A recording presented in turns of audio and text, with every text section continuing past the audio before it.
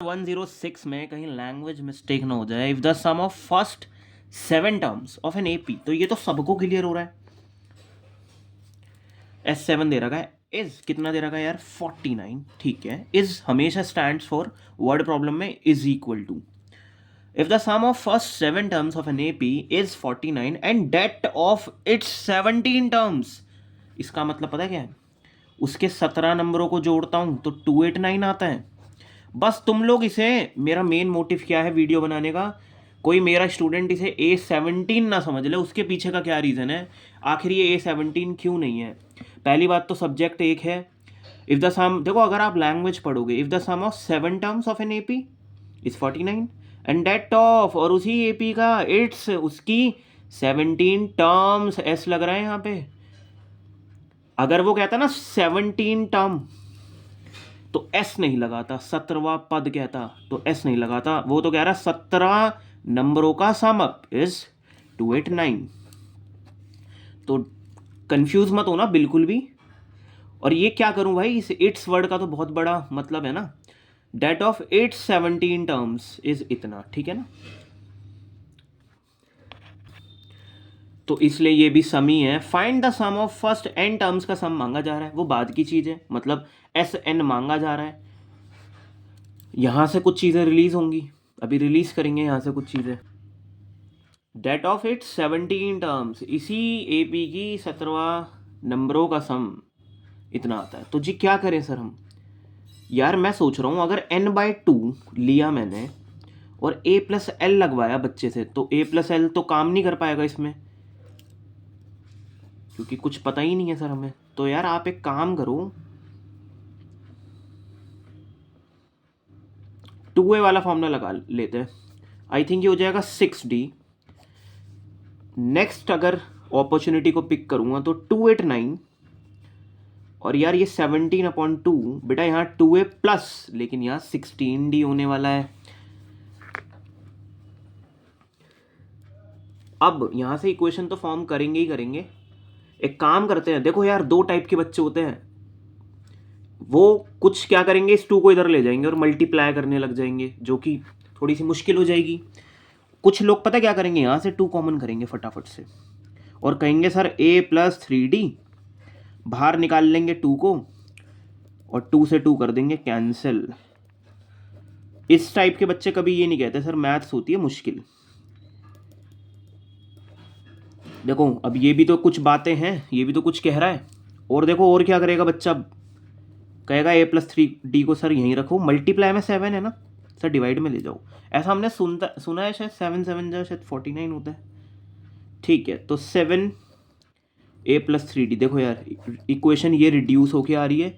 Next के लिए काम करें, यहाँ से 2 कॉमन करवा दो सर, a+8d आएगा।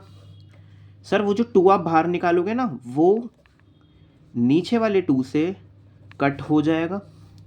सर वो जो 17 लेफ्ट करेगा वो आज नहीं तो कल डिवाइड में जाएगा, क्योंकि ये मल्टीप्लाई में था इन लोगों के साथ। तो डिवाइड में अगर जाएगा तो हमारा बहुत बेनिफिट है, क्योंकि 17 17 जा 289, बेसिकली स्क्वायर रूट होता है ये इसका। ये देखो यार दूसरी इक्वेशन फॉर्म ये हो रही है। क्या करूँगा सर, एलिमिनेशन, वही 2 इक्वेशन से यूज करेंगे चीज़ों को। जबकि a+8d किसके बराबर 17, a को डिप्लीट कर दूंगा। देखो 2 इक्वेशन अगर 2 वेरिएबल में आ जाए तो बच्चा बिल्कुल वेट नहीं करता एलिमिनेट करने में, क्योंकि जरूर कुछ ना कुछ निकल जाता है। फिर ये कह रहा है हमसे -5d, देखो यार यहाँ बहुत गलतियां देखी है मैंने बच्चों की। यार यहाँ से डिप्लीट करवाना है एक बार, कितना आएगा सर 10 आएगा, 17 में से 7 जाएगा, क्योंकि ये प्लस का था पर साइन हो गया माइनस का। पर साइन पता है कि कौन सी डिजिट का आएगा सर, बड़ी डिजिट का आएगा।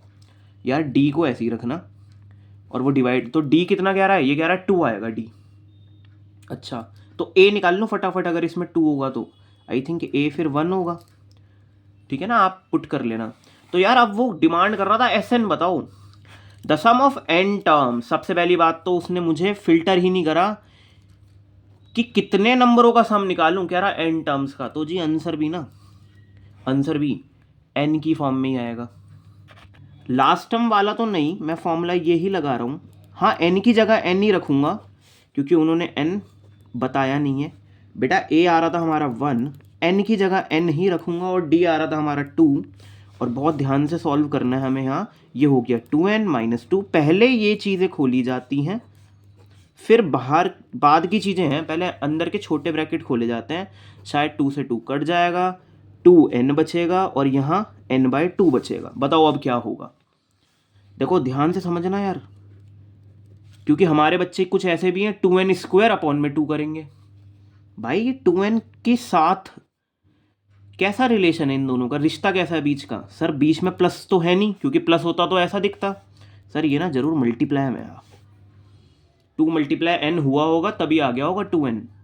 तो आज नहीं तो कल, आज नहीं तो कल क्या, आज ही कट जाएंगे यार, ये 2 से 2 कट गए। क्या बचा सर? n² बचा।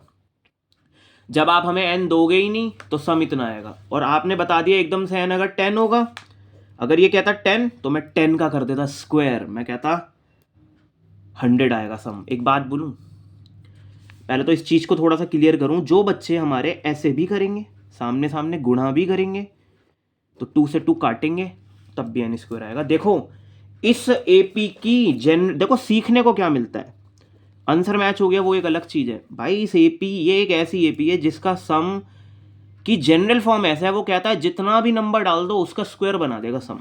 7 डालोगे, 7 नंबरों का सम करोगे 49 आएगा, क्योंकि जैसे इसमें 7 पुट करोगे स्क्वायर हो जाएगा। 17 पुट करोगे n की जगह, 17 का स्क्वायर कितना हो जाएगा सर? 289। ठीक है ना, ये कुछ ऐसी कहानी है कि मैं S5 निकालना चाहता हूं तो 25 आएगा। और ऐसी AP अगर दिमाग में चल रही है सर ऐसी कैसी AP होगी फिर, तो जी पहला नंबर क्या आ रहा था हमारा, A आ रहा था 1, वो D क्या आ रहा था 2, यानी कि अगली टर्म होगी 3 और फिर देन 5।